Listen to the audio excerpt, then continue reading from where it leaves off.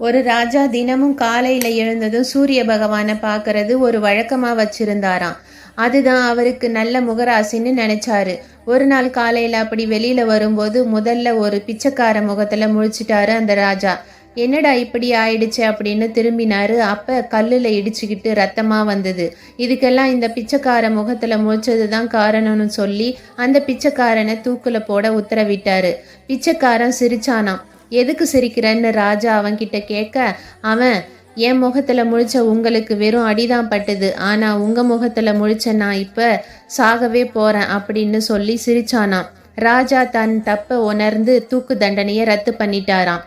இந்த கதையிலிருந்து நாம் 2 விஷயங்களை தெரிஞ்சுக்கலாம். யாரும் முகராசியை பார்க்காதீங்க, அது அவங்க மனசை பொறுத்தது. பேச வேண்டிய நேரத்துல தைரியமா பேசணும், அது நம்ம வாழ்க்கையே மாற்றி அமைக்கும்.